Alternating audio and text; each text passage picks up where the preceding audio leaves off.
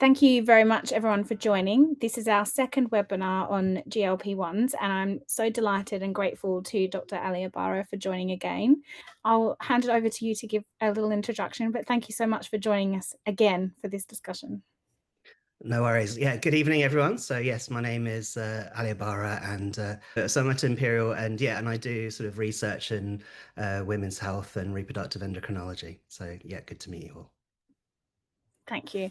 As I mentioned, this is part two of a GLP-1 discussion. We had so much content to get through last time and so much interest, understandably, from everyone that Dr. Abbara has thankfully given us a second go to answer all these questions that we have. So we'll get started. I will just start asking you some of the questions that we've had already. And let's kick it off with, what is a GLP-1? Okay, so GLP-1 is what's called a gut hormone. So this is a hormone that's released by the gut, usually after we eat food. That's the sort of stimulus that normally releases GLP-1. And these gut hormones get into the blood and then go to the brain. And there's a particular part of the brain that controls appetite and feeding called the hypothalamus. And it basically tells the hypothalamus, we've had enough to eat, so you can stop eating. So it's a really key hormone to do with appetite regulation. It does also have another action, so particularly important for people with diabetes, or many women with PCOS also have insulin resistance and can be more prone to diabetes. And that is to stimulate the pancreas to make insulin and control blood sugar better. So these obviously these GLP-1 based medicines, they're very good for obesity, so for helping us lose weight. But they're also used for people with diabetes to help control blood sugar. And that's, I think, a really important advance because I think in the past, many of our medications to treat people with diabetes actually promoted weight gain, so actually made the situation worse overall. Whereas these new agents are really a sort of game changer. You can control blood sugar, but also lose weight. Thank you. That leads me into one of the first questions that came up was, given that this is kind of a natural thing in our bodies already, what is the long-term effect on that natural GLP-1 by taking a mimic drug?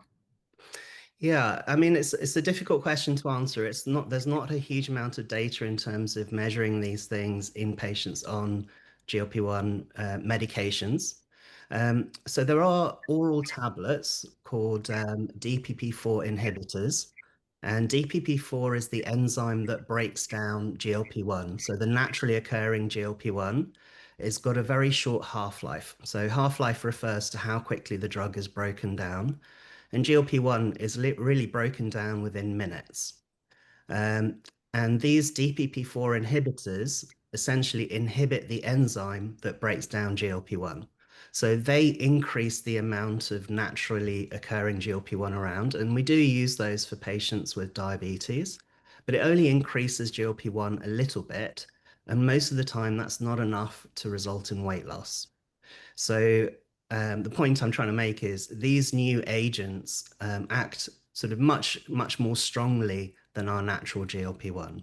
So to be able to actually lose weight, they're really strong agonists or so stimulators of GLP-1 within the brain and really help us to actually lose weight.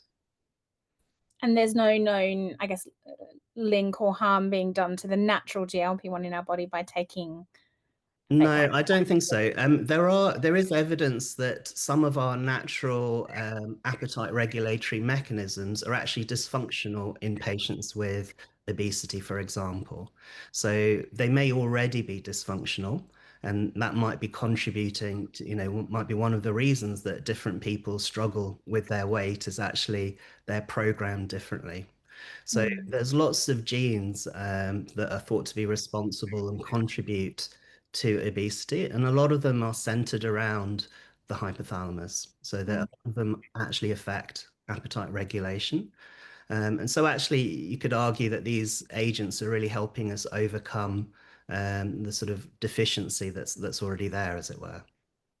You've set me up nicely for the next question, which is, why is it harder for women that have PCOS to lose weight And how does the GLP-1 actually help that? Yeah, so that's a tricky question. So there is evidence, though, that women with PCOS may not burn as much energy as other people. So that's called resting energy expenditure. So just at rest, how much energy that you sort of burn off. And also, there is some evidence that when you eat, that also stimulates burning off energy. And again, that might be slightly reduced in women with PCOS. So there are some studies that suggest, women with PCOS are prone to putting on weight. There are also some genetic studies that try and see whether your genes make you more prone to put on weight. Those haven't really shown a signal. They haven't shown that it's a sort of genetically programmed. But overall, yes, there is some evidence to suggest that women with PCOS may put on weight for biological reasons beyond other people. And then GLP-1s, in addition to helping us lose weight, help improve PCOS symptoms as a result. Yeah, absolutely. So there are receptors for GLP-1 in a lot of the reproductive tissues, and so there's two main agents out at the moment. So there's semaglutide, which is marketed as Ozempic when it's being used for diabetes, or Wegovy when it's being used for obesity. They're essentially the same drug. It's just that with Wegovy you go up to a higher dose. And the other agent is tirzepatide. So that works on GLP-1, but also another receptor called GIP. And there are also GIP receptors in a lot of the reproductive tract, so in the ovaries and so on. But from what we know at the moment, most of the improvements that we see are actually due to the weight loss rather than a direct effect of the GLP-1 medicine. And similarly, you see benefits, for example, when you have weight loss with bariatric surgery. So it does seem to be it's the weight loss that's sort of responsible for most of the benefits that we're seeing. Mm. I'm just going to quickly turn to the live chat because we've got a couple of questions that have come in. One person has said that they were told by a pharmacist that it was a waste of time taking Mounjaro if their PCOS wasn't stable. Okay. Not heard that term, unstable PCOS, before, but they are taking it and losing weight. But it is unstable PCOS a known thing? And is there a type, I guess, let me round out the question. Is there a type of PCOS, a presentation of PCOS that is more receptive to GLP-1s than not? Yeah, I've not come across the term stable. I'm not entirely sure what that means. Mm. Generally, so I suppose in PCOS, it's a sort of mixture of different aspects. So one of the aspects is obviously periods can be less regular. Another key feature is that hormones like testosterone are increased. And then the third key feature is that the ultrasound can have a specific appearance, probably associated with not ovulating regularly. But aside from that, PCOS is also associated with insulin resistance. So not being able to manage sugar, well, insulin not working as well as it should, and therefore the insulin levels increase. So that's called insulin resistance. Essentially, the weight loss medicines are most suitable for people with overweight and obesity and what we call metabolic disturbance. So that basically refers to insulin not working so well. So insulin resistance and basically weight loss helps improve those features. Mm. But having said that, they're all linked. So insulin stimulates the ovaries to stimulate androgens, and that contributes to the reproductive features that we see. And weight loss also improves some of the reproductive features. So it helps regulate ovulation and so on. So there is this idea of different phenotypes where people are more prone to just having the reproductive features or more prone to having some of the metabolic features. So generally, it's most suitable for the metabolic features, but it will help also with the reproductive features as well, because it's all sort of one big complex that sort of links together. So we've had a couple of other questions in the chat, but I'm going to just pause those because I have those questions already planned, and I'll kind of weave them into our discussion.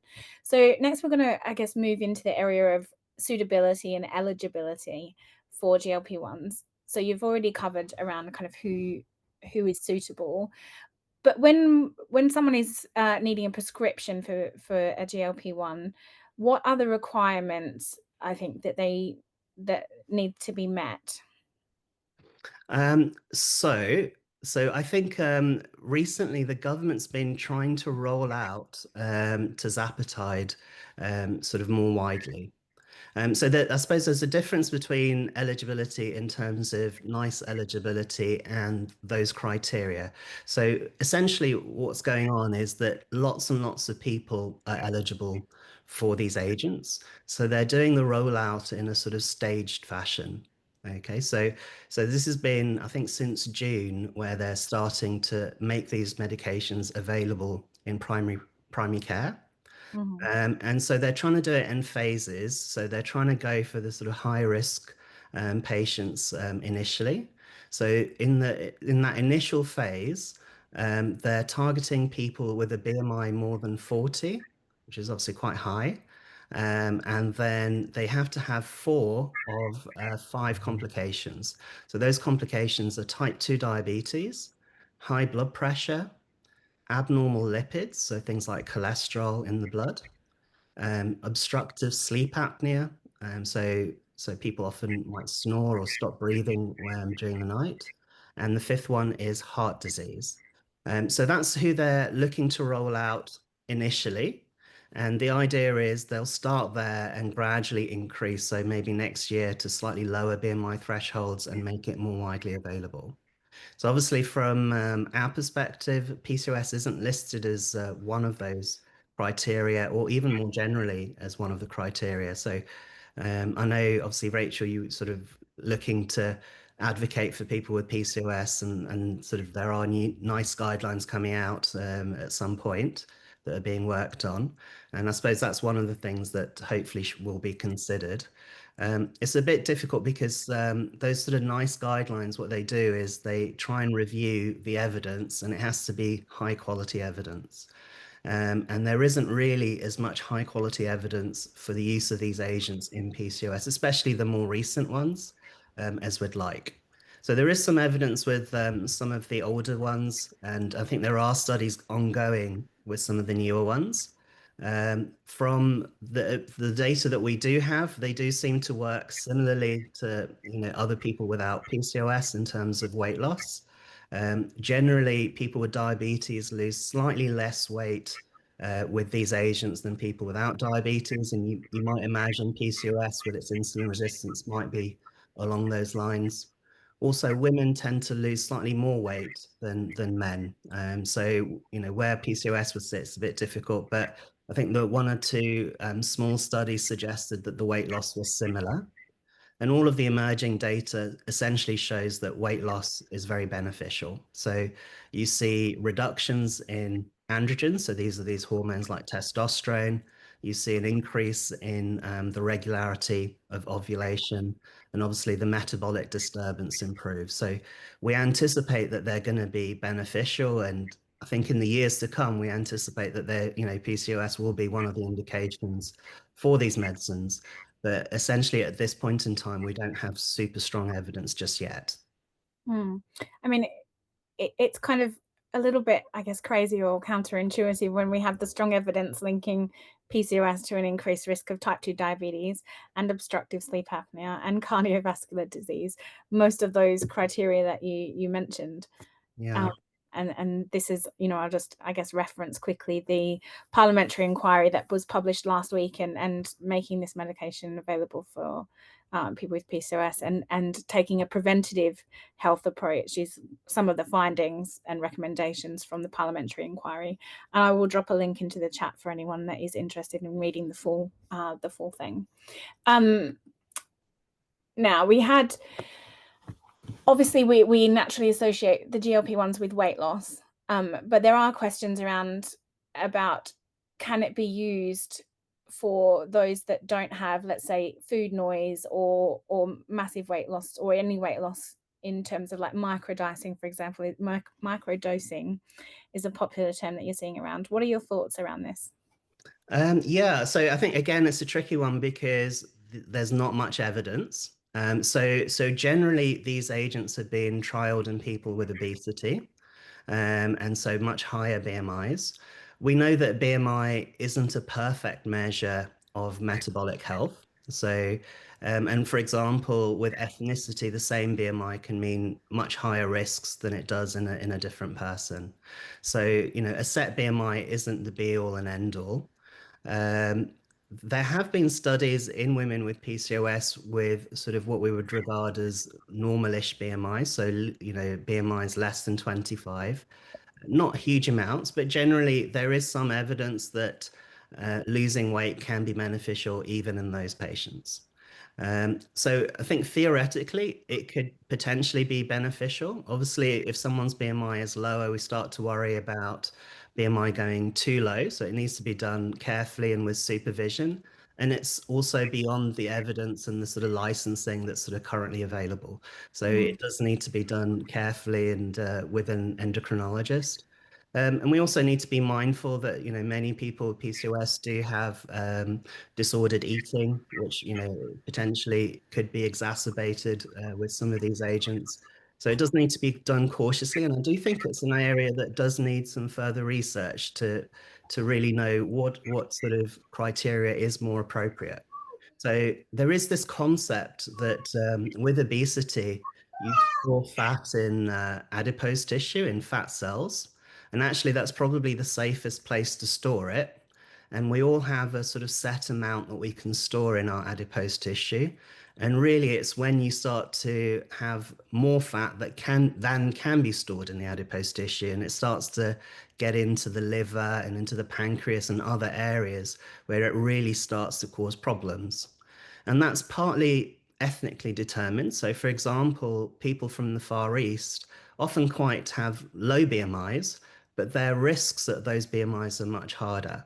So, for example, there are trials of GLP-1 where they have entry criteria, say BMI of 24, which is obviously much lower than a lot of the studies that have been done.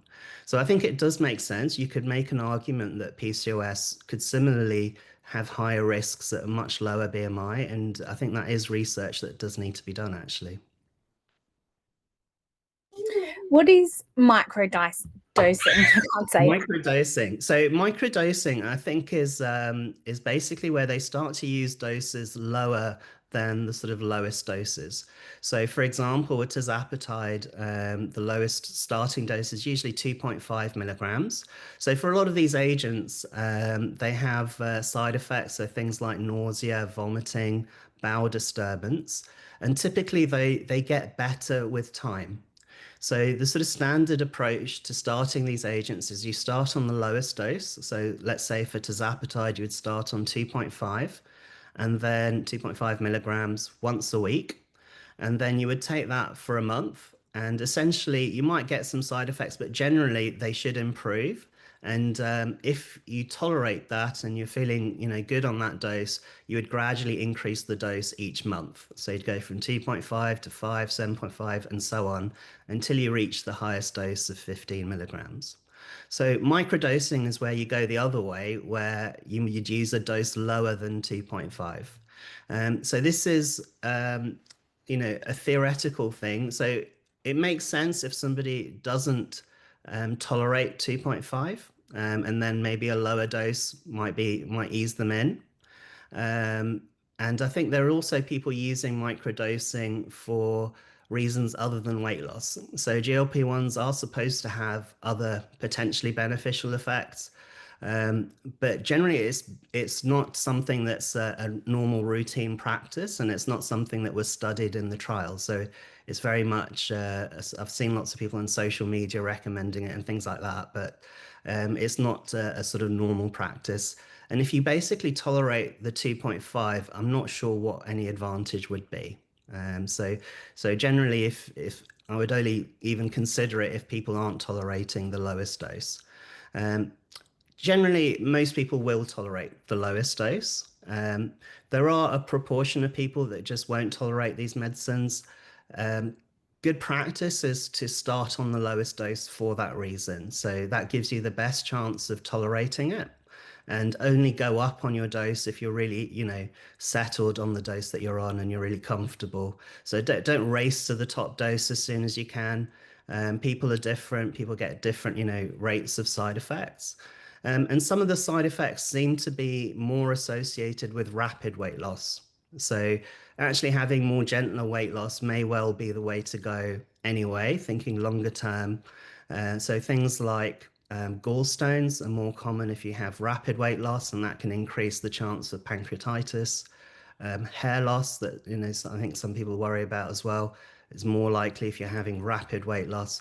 So it makes sense to start low, move up slowly, and hopefully avoid all of that. And just to be really clear, people should not be deciding their own doses and going up or down on their own without guidance. Absolutely, yeah. So they're still prescribed medicines, and obviously, having Mm. a physician looking after you is very important. I think certainly a lot of the reports that I see, again, social media can be great, but also quite harmful for this. A lot of reports about microdosing are coming from spreading out the cost because it is so unavailable that people are making this decision on their own, which is not great, and they should always do it with the guidance of a proper healthcare provider. You mentioned some of the side effects, and I'll go now to one of the questions that we've got in the chat, which is actually from a dietitian, and she's seeing a lot of patients on these medicines that are then resulting in micronutrient deficiencies because of a loss of appetite. Is that something you're commonly seeing, and how important is it, I guess, for dietitians and nutritionists to work with support of people prescribing these medications? Yeah, no, I think that is a real concern. So obviously, these medicines work on appetite and mean that you eat smaller portions, so you eat less. So I guess there is a greater emphasis on making sure that the quality of what you eat is good quality. Okay, so lots of fruit and vegetables, proteins and fiber, rather than sort of refined carbohydrates. And it's not unreasonable to take supplementation if you are on these agents. So things like B12, iron, vitamin D, calcium, is not unreasonable. And especially, I suppose, if you're, thinking about in the future for fertility and things like that. So particularly important to avoid these sort of micronutrients. So yeah, I think that's a fair shout. It's worth thinking about and monitoring. So what type of, obviously there's lots of different GLP-1s kind of available. You've got Mounjaro, Ozempic, Wegovy, etc. Which are better than others for PCOS specifically? Is one Um, better than the other?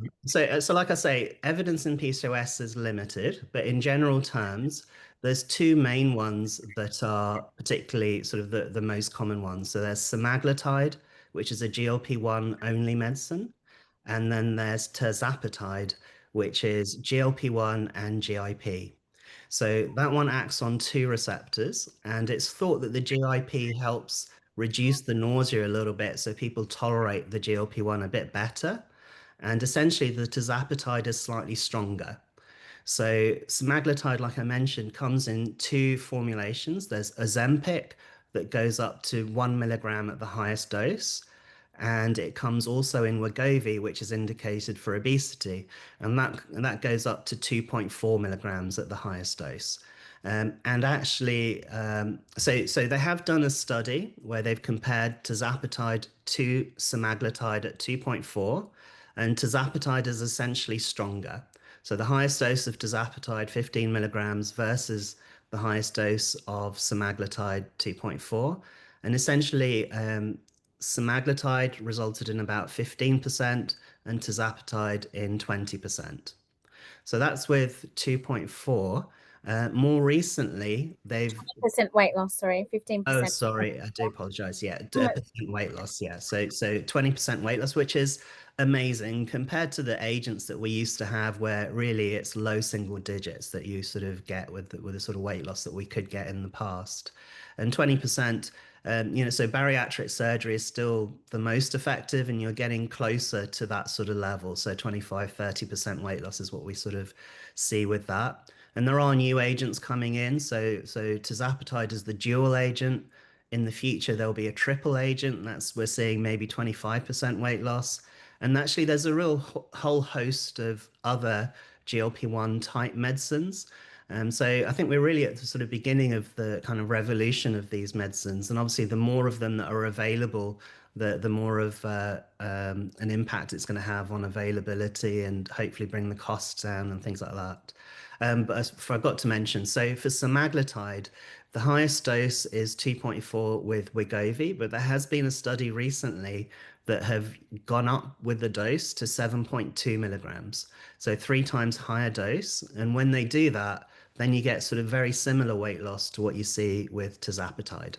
So obviously you get slightly more side effects. So again, titrate up slowly, make sure you don't have side effects before you increase. But for people tolerating 2.4, not getting any side effects, but still needing more weight loss, then there is that potential. So it's not out yet, but it will be out in the sort of coming months, so pretty soon. Sorry, I couldn't unmute myself. One of the questions that we got in was around adolescents and GLP-1s. Is it safe for young people to take? Yeah, so obviously PCOS is inherited. So often there is a strong family history, but generally in adolescence it's quite hard to make a diagnosis of PCOS. So obviously a lot of the reproductive features that we mentioned are not necessarily, for example, the ultrasound features and periods may not be established just yet. Are very hard to make a firm diagnosis of PCOS at that sort of age. Um, in the past, there have been studies with some of the older GLP-1s, and they're usually sort of age 12 to 17, that sort of age group, those sort of studies. Um, and I think there are studies with some of the newer agents which are a bit stronger, and therefore you might get more weight loss. So I suppose one of the things to bear in mind is rapid weight loss when you're in a sort of growth period is probably not a good idea. So you probably ideally would have completed puberty before you start these medicines, or if you do start them on very low dose without rapid weight loss until you've completed puberty to make sure that it doesn't affect growth. Generally, if someone has obesity, they might go through puberty earlier anyway. Um, if someone is responding or not responding well to one type of GLP, is it worth changing and seeing if they have a better result on another one? Potentially. It depends, I suppose, which one and what sort of dose they're on. So tirzepatide is probably the stronger agent. So generally, if they're on a maximum dose of that one, it's unlikely that a sort of lower, the semaglutide is going to be stronger. So tirzepatide is the more effective of the two of the ones that we have available. If you're on semaglutide and you want to lose more weight potentially, then it's not unreasonable to consider switching to tirzepatide.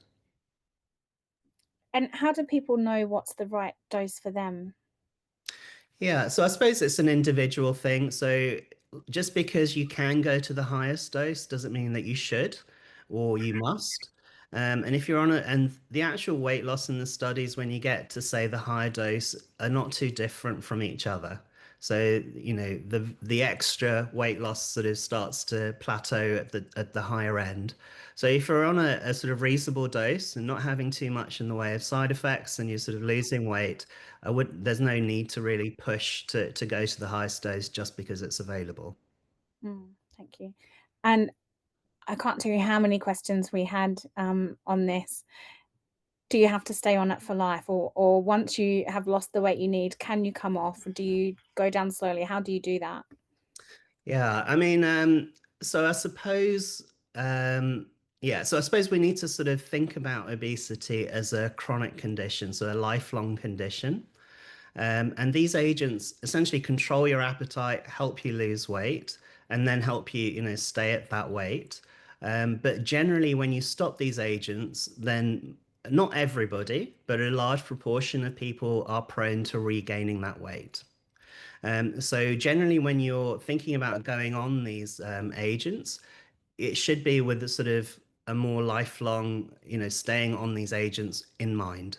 So one of the things that we worry about is when you lose weight through any mechanism, not necessarily GLP-1, so even bariatric surgery, you lose fat tissue, but you also lose muscle tissue. And that's the sort of, it's proportional. So usually about 30% is sort of muscle tissue. When you regain weight, you're more likely to regain fat tissue. So um, sort of weight cycling or losing weight and then regaining weight might sort of actually worsen body composition. So it might be better to not lose weight and then regain fat, if that makes sense. I suppose you can try and prevent that as much as possible. So having, lots of protein and doing resistance training and things like that to try and prevent that muscle loss. And there are some new agents that look really exciting where they sort of prevent that muscle loss by sort of a new medication that works on that. But generally, when you're starting these medicines, it's usually a lifelong treatment. Everyone's different. So some people will have obesity for different reasons, and it may be a temporary thing, and maybe these agents help them lose weight. Some people get more active once they've lost weight. So we forget the impact of obesity on arthritis. So there are trials showing that arthritis improves when you've lost weight with these agents, and they might have some anti-inflammatory effects. So for some people, they're suddenly able to exercise in a way that they weren't able to before, and they're able to keep that weight off. And if that's the case, it's not unreasonable to come down on the dose a little bit. But like I say, usually the side effects improve over time. So if you're not getting much in the way of side effects and you've lost weight, generally it's a good idea to continue on those medicines. Mm. So it's not really a cure, it controls the condition. So it's a lot like high blood pressure. We don't give high blood pressure medicines and expect, if people stop them, their blood pressure will be normal forever. So, it's a lot like that. It's a treatment, it controls the condition, but it's not necessarily a cure, and it's not intended to be. I'm going to be a little bit deliberately obtuse off the back of that question, that answer. So obviously, someone that's on high blood pressure medicine will be rightly encouraged to stay on it by the doctor and able to access it on the NHS. People with PCOS are already struggling to be able to access this medicine on the NHS.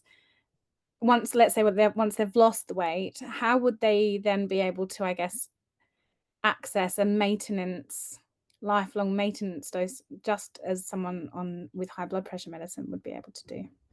Um, yeah, so I suppose it's a tricky one. So obviously there are financial constraints, especially as people have, and especially I think recently the price of tirzepatide has gone Mm. up. Right.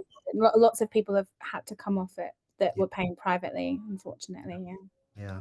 So yeah, I suppose there's an element of pragmatism in terms of, Mm. and I suppose that's where that previous question about using lower doses than recommended. So it is a dose-related effect, and the lower doses are slightly cheaper. So I suppose that's something that you can discuss with your physician, but that's basically moving away from where the evidence is about how we're supposed to use these medicines. Um, so they usually have a sort of half-life of about 5 days for tirzepatide and between 5 and 7 days for semaglutide. So what that means is after a week, you have half the amount of medication in the system. So after 2 weeks you'll have about a quarter of it. So these are all potential options, but they're sort of spacing it out or using lower doses and things like that to try and prevent the weight regain. But yeah, there isn't a sort of evidence-based answer, as it were. Makes sense. And as you mentioned, hopefully the price, will keep coming down and it will be accessible for people. We had a question around, and you've mentioned around bariatric surgery. Obviously, for many that have had that, there is a weight regain that happens. Are they suitable candidates for GLP-1s if you've had a bariatric surgery? Yes.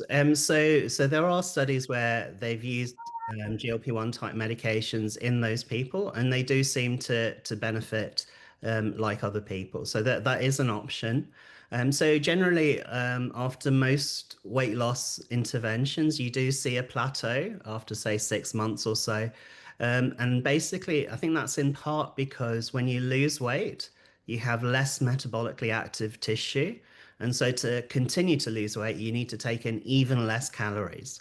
So that's a sort of very natural phenomenon that you often see a sort of equilibration after a time. It doesn't mean necessarily it's stopped working. It's just come to a new sort of set point where things are sort of in balance at that point. And what about for those that are going through menopause? Are GLP-1s still effective? Yes, as far as I'm aware, there's nothing to say that they're not effective. I think I have seen some evidence suggesting that estrogen might help them be more effective. So I think that's very much an emerging area. So probably don't take that with a pinch of Full menopause salt. research. Yeah, so the pinch of salt for that one just yet. But I think there is some stuff about estrogen potentially interacting with the GLP-1. One of the things to bear in mind is that one of the actions of GLP-1 is to slow um, gastric emptying. So what that means is how fast stuff comes out of the stomach. And that can be quite important for certain medications. And one of the medications in particular is progesterone type medicines. So that's important in terms of the oral contraceptive pill, but also in terms of HRT. Often people are on estrogen and they're on some sort of progesterone or maybe a coil with progesterone or something similar. But that progesterone component may not be absorbed as well. Okay, so if somebody is on HRT and they start these medicines, it's worth obviously liaising with your doctor to make sure they're aware of that. And they might either suggest a different formulation of progesterone, so maybe a coil or something like that, or monitor the dose a bit more carefully and things like that. So it's predominantly the progesterone component, but it might need some extra monitoring from that perspective. And Mm. similarly with the oral contraceptive pill, so the gastric emptying issue is particularly when you're sort of first starting or when you're increasing the dose, and then it tends to get better over time. So it's particularly at those points where you're increasing the dose, you might need to use alternative methods of contraception. So rather than the oral contraceptive pill, barrier contraception is absolutely fine. But yeah, that's something to bear in mind. We had a few other questions around other medications, let's say, and in fact one in the chat now around ADHD medication, medication for blood pressure. Someone also mentioned cancer treatment that is oral, for example. Okay. Is it just progesterone-based medication that we're seeing Not this effect? no, it's not just progesterone. So other medicines can be affected. Probably the best thing to do is obviously you have your sort of specific medicines. There, doctors have sort of access to the British National Formulary and will have a sort of list of interactions and how likely interactions are to happen for each medicine. So it's obviously these agents are fairly new, so they may not have figured out all of these interactions, but it's certainly worth discussing with your doctor depending on what it is and what it's for. They can just monitor it a bit more closely from that perspective. Thank you. Um, if you need to stop medication for some reason, a GLP-1 medication, is there a safe way to do it? Again, it's not something that was in the trials necessarily. It would make sense to go down on the dose slowly rather than to stop dead, or probably not the best wording, but to stop suddenly in terms of the medicines. I suppose generally people do tend to put on weight, so being conscious of that, and I suppose making an effort to continue eating smaller portions and exercising more and try and prevent that. So not everybody who stopped those medicines did regain. There was like a sort of 30% who did manage to keep some of that weight off.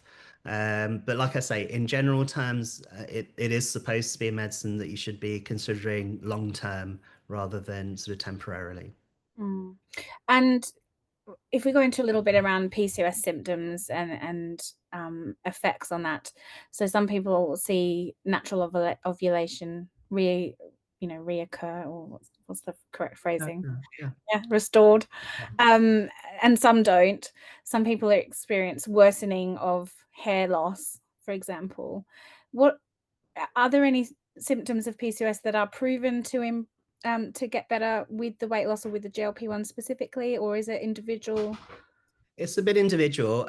Like I say, most of the features seem to improve in terms of the high androgens, so things like testosterone do seem to improve, and even clinical features like too much excess hair growth and acne do seem to improve with the weight loss.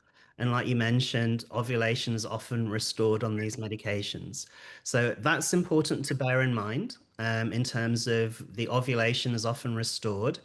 Um, Ovulation happens 2 weeks before your period. So you might become fertile before you have your first period. So that's important to know. A lot of these agents recommend effective contraception alongside. And that's because these agents aren't really safe in pregnancy.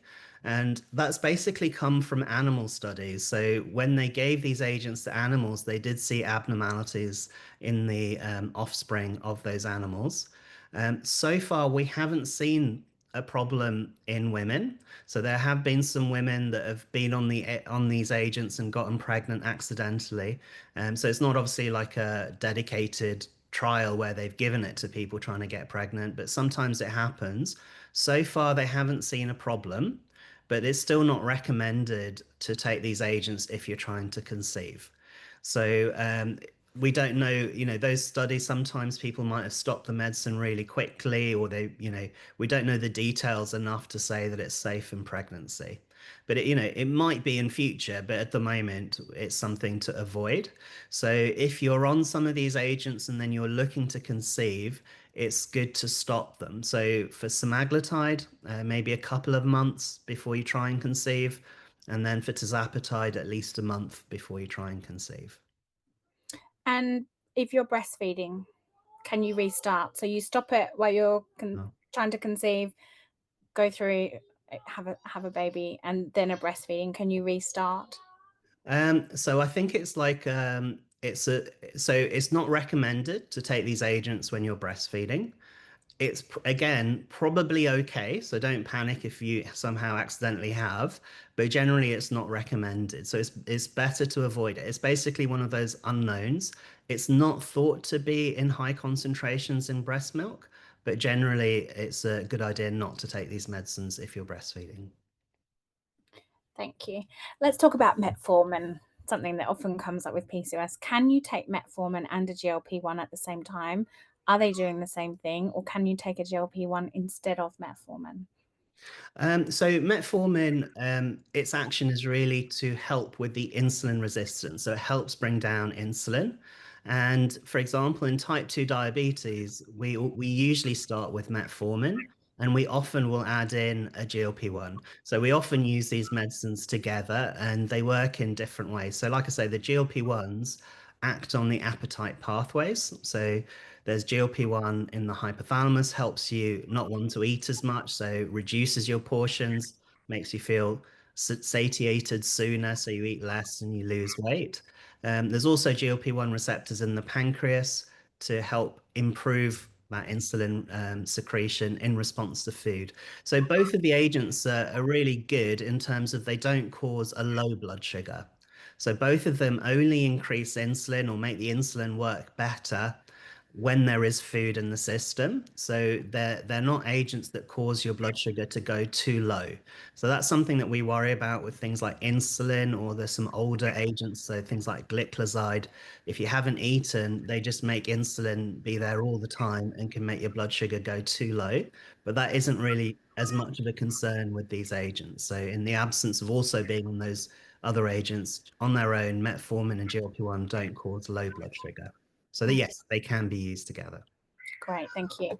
Now it's something again that comes up quite often, is how often should PCOS be monitored in primary care, for example. And there is no set guidelines on that because we don't have nice guidelines as yet.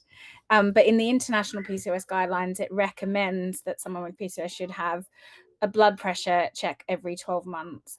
Now, if someone with PCOS is on a GLP-1, what sort of check should they be having with their primary care physician, for example, monitoring wise?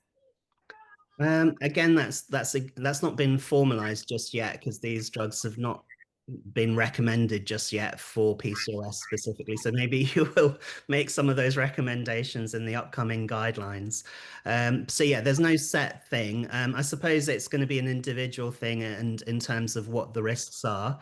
It is probably a nice idea to do some monitoring if you are going to start these agents to see, to get some baseline bloods and know what your blood pressure and lipids and body weight is at the time that you started these agents, so that in future when you're looking back, whether how much weight you've lost and what sort of impact it's had on sugar and things like that. So I think it probably is a good idea, but I don't think there's like a set thing. Obviously, the higher risk somebody is, the more frequent that you might do some of those monitorings to just make sure their lipids are okay and things like that. Let's talk about the future. Hmm. What's coming up with, I guess, new GLP-1 formulations? You mentioned like a GLP-3, is that right? Or is that how you would Um, say it? Or a kind of. So in terms of the new things on the horizon, so there's semaglutide, we mentioned current top dose is 2.4, but coming soon there'll be a 7.2, which will give you a little bit of extra weight loss. There's another form of GLP-1 that's a tablet called orforglipron, hard to pronounce. Hopefully that'll be coming soon. It's obviously not quite as strong as the injections, but it's a tablet. The injections really aren't too bad. It's a really thin needle. I know people are very scared of injections, but they're often not too bad. They're often really nicely designed pens, and you barely sort of feel them as they go in and things like that. So it's worth trying an injection if you are a bit scared of needles. But there is some for some people that is a problem, and there is a tablet coming out. Again, that might be another option.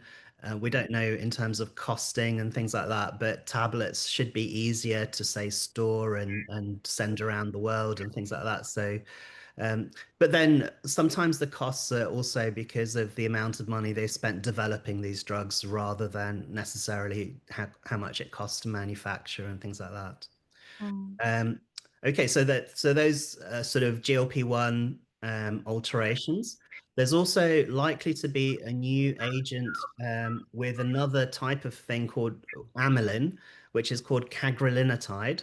And essentially, you can add that into the semaglutide, and you get extra weight loss. So there's like a combination of cagrilinotide with semaglutide that's probably going to come through in due course. And so, yeah, I think what you were asking about was the three agents. Okay, so tirzepatide is GLP-1 and GIP. Soon there'll be what's called retadratide, which is GIP, basically a third peptide as part of them. So you have a triple agent combination, retadratide, and that one potentially 25% weight loss. And I think there's even now a quadruple where they've added IGF-1 and I you feel get like I need a flow chart, some kind of like it's a really fast moving field. It's a yeah. really fast moving field. So I think we really are at the beginning. And I mean, obviously, access is an issue now, but I think in a few years down the line, hopefully, we'll have a lot more options. And that's going to obviously help more and more people have access to these sort of medications. But yeah, Mm. there's a lot coming down. And also, that other one that I mentioned, bimagrumab, is really exciting because it prevents the muscle loss. So you just lose fat without the muscle loss. So again, potentially in combination with some of these other agents, that'll be an also really useful medication. Exciting place to yeah, to watch from. Now, I would say to everyone on that's watching this either live or on repeat, please do be engaged with our parliamentary efforts. We are going to try and push the government and policymakers to adopt the recommendations in the inquiry report. We need your help to do that. So please follow along with Verity on our socials, donate to help fund the APPG for next year so that we can continue to make this a priority. Are there any, I guess, what's the question? Contraindications or situations where a GLP-1 should not be used for PCOS. So I think one of the things to mention is there's a very rare type of thyroid cancer called medullary thyroid cancer. So there's lots of types of thyroid cancer, and it's one of the rarer ones. And it's one of the ones that's sort of genetically determined. So often people will have they might have a family history of these types of cancers. And they're quite rare conditions. So it's called multiple endocrine neoplasia is one of those conditions, and they're often prone to lots of different types of cancer, but medullary thyroid cancer is one of them. And the reason we mention it is because in mice, they have GLP-1 receptors on their thyroid gland, and there was this potential to develop this type of cancer in mice. From what we can tell is that these receptors are not present on the thyroid gland in humans. So it's probably one of those things that's just in mice and probably doesn't occur in humans. But nevertheless, because of that data, if somebody has a family history of medullary thyroid cancer, we would say obviously don't use these medications. Thank you. What about the effect on mental health? Are there, I guess, any side effects on mental health, or there's obviously potential benefits with weight loss, but what are the known, I guess, evidence for the impact on mental health? So in the larger studies so far, I don't think they've seen a signal in terms of increased depression or anxiety or anything like that. Um, so there are other effects of these medicines, and so there is a literature around addiction to alcohol, for example, and other addictions, and showing that these medicines can reduce some of those addictive behaviors. Um, there is, I suppose, some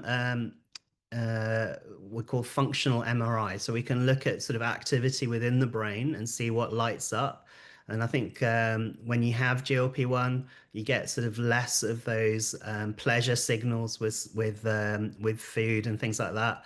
So I suppose that's part of it. Mainly works on appetite and the appetite pathways, but there is some evidence that you get less pleasure from some of those high calorie foods. And we hear sort of people often, might change their food preferences. They might start to prefer healthier foods when they're on these agents or after bariatric surgery, again, which can alter some of these hormones.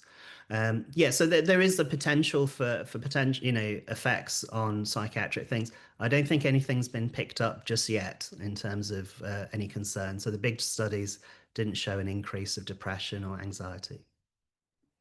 Thanks.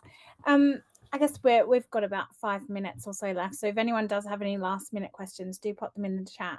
But I wondered if I could just, I guess, open it up to you, Dr. Abbara, in terms of what you would like to see, or for people listening this to know most around this topic, or PCOS in general. Yeah, so I think one of the key things is we need to change the way we think about obesity. So I think, one of the key messages is we think that people's body weight is within their control. And therefore, if they're not losing weight, it's because they're not trying hard enough, or they don't have enough willpower, or something like that. When actually, that's not what any of the evidence suggests. The science all suggests that this is a genetically determined condition. It's the way our bodies are set up that regulate our appetite.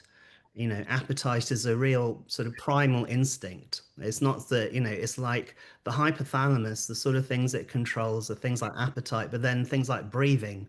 We don't think whether to breathe or not. These are very automated behaviors. So we can try and override them. So we can try and stop ourselves breathing for short periods or try and stop ourselves eating for short periods. But, it's usually temporary and they will eventually kick in. Okay, so a lot of, obesity is outside of people's control. And so therefore we shouldn't blame people for their obesity. And we should think of it as any other chronic condition. It's a condition that anybody could have. It's just unlucky. And so, not to say that it's not worth trying, but I think most people with obesity try more than other people, not less. So people without obesity aren't really thinking about what to eat and how much and things as much as people with obesity are. They're already trying. So it's not a failure of effort. So we should, and if it was a failure of effort or willpower, these agents wouldn't work. Yeah, how would GLP-1 work if it was just about willpower? It's not really changing someone's willpower. It's changing their appetite pathways. So I think that's the key message. This is a biological phenomenon. It's not out, it's outside of someone's control, and we shouldn't blame people for their condition. Yeah. So we need to really, and you see it a lot on obviously on TV, on social media, people very stigmatizing of people with obesity. So we really need to tackle that and make sure that people understand more about obesity. How do we do that? Oh dear. There's a lot. How long have we There got? Another there 2 hour are webinar. people working specifically on obesity stigma, but obviously it's a lot of education. So you see even even medical professionals, we need to be more educated on it. Everyone needs to be more educated on it, that this is a biological phenomenon that needs treatment just like anything else. Just like anything else. So education, advocacy, working together. Absolutely. This came through so strongly in Verity's recent patient consultation survey, is how many people with PCOS, well, even without, people that struggle with weight and obesity, avoiding doctors and treatment because of Yeah. the weight stigma that they face, and medical bias, and just being dismissed and told to go away and lose weight, or everything even unrelated to weight is put down to weight. So I think, echoing some of the comments that are coming through, it's really refreshing to hear a medical professional say, it's not you. You can't, Well, you don't have uh, power over this, and we need to change to I change. think even as medical professionals, we felt helpless for a long time. So there've been so people have been trying to treat obesity for years, and there's been so many medicines that have come up. None of them have been remotely as effective as these medications. So we felt helpless. We've offered what we can. So things like orlistat, which makes you not absorb Horrific. fat. So it makes you avoid fat. Orange oil. Don't have exactly. So they're very mildly effective, and that was like the best we had at one point. And some of the other medicines had side effects and had to be withdrawn and things. So even there's a lot more bariatric physicians, so specialists in this area. There's a lot more new agents coming through. So even as medical, we're really excited about the options that we could potentially have in the coming years. It means that we're not as impotent as we were in the past. So yeah, absolutely, attitude needs to change, but also it's a really exciting time in terms of optimism for the future. Thank you.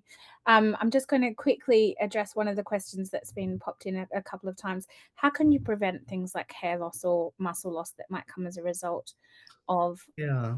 taking a GLP-1?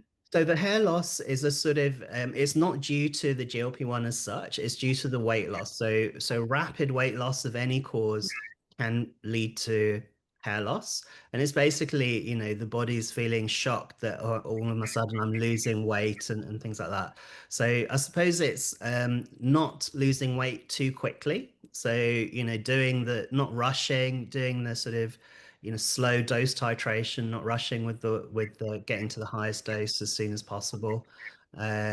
Making sure that you have enough sort of micronutrients and iron and things like that. If you do, it's generally reversible. It will recover. Obviously, PCOS itself can cause weight and hair loss, and that can be due to too much of those sort of hormones like testosterone, typically when they're at the sort of higher end, and typically they improve with weight loss rather than reduce. So the hair loss that you see is more likely because of rapid weight loss. So having lots of protein and not losing weight too quickly. And what was the other thing? Hair loss and Muscle. muscle. So yeah, exactly. So for muscle, again, having enough protein and potentially doing some resistance training, and potentially when these newer agents come out, that can help as well. But so yes, so resistance training really to try and help. I know we're slightly over time, but one question that just broke my heart was someone that is on on a GLP-1 and he's losing weight, but their signs of ovulation has not been restored, and they're wondering if they're doing something wrong. And as someone that struggled with fertility for a long time, that sense of blame is so Yeah. overwhelming. So do you have any, I guess, thoughts or guidance on that? That's really tricky. That's one of my interests is ovulation and PCOS and weight loss.